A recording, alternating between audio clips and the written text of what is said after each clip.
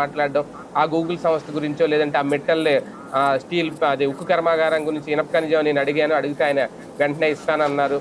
ఇక్కడ కూడా పన్నులు పెంచనని హామీ ఇచ్చారు గూగుల్ విశాఖకు తీసుకురావడానికి. అంటే ఒక రకంగా మోడీని ఈ స్థాయిలో ఎప్పుడు పొగుడుండరు, ఇంతగా ఆయన పనితీరు గురించి ఇంతగా మాట్లాడుండరు బాబు గారు. ఈ క్లారిటీ చూస్తే ఏమనిపిస్తుంది, ఈ డిఫరెన్స్ చూస్తే ఏమనిపిస్తుంది? ఇప్పుడైనా బాబు గారి కాన్సెప్ట్ ఒకటే, ప్రయోజనం తన పార్టీకి ఏం లాభం అనేది చూస్తారు. ఇప్పటిదాకా ఏంటంటే ఆల్టర్నేటివ్ ఉండేది, కాంగ్రెస్ పార్టీ భవిష్యత్తులో వచ్చేస్తుంది అన్నట్టు. క్రిందసారి రాబోతోందనినే కదా ఆయన అటుకెళ్ళిపోయింది. ఈ సమీప భవిష్యత్తులో కనిపించట్లేదు బీజేపీకి ఆల్టర్నేటివ్.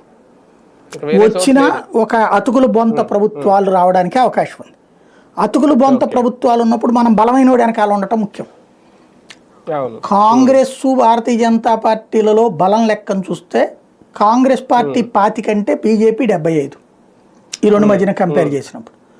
అప్పుడు మనం బలమైన ఓడితో ఉండటం బెటర్ కదా. కాబట్టి ఆ రూట్లోనే ఉంది. ఇంకొకటి ఏంటయ్యా అంటే వీళ్ళందరి ఆలోచన కూడా ఒకళ్ళ అవసరం ఒకళ్ళకు ఉంది. ఇక్కడ చంద్రబాబు నాయుడు ఇదే నరేంద్ర మోడీ ఎక్కువ పొగడల తను డెవలప్మెంట్ పాయింటే మాట్లాడాడు. మేము ఇన్ని ఇస్తున్నాం, ఇంకా ఇస్తాం, రాబోయే రోజుల్లో కూడా ఇస్తాం, దీన్ని డెవలప్ చేస్తాం, 2047 నాటికి నెంబర్ 1గా తీసుకెళ్లేటటువంటి ప్రయత్నం చేస్తానంటున్నారు, దానికి సహకరిస్తాం. అంతేగా నెంబర్ 1గా చేస్తానల్లా గుజరాత్ తీసేసి మహారాష్ట్రను తీసేసి ఆంధ్ర నెంబర్ 1 అన్నాడా?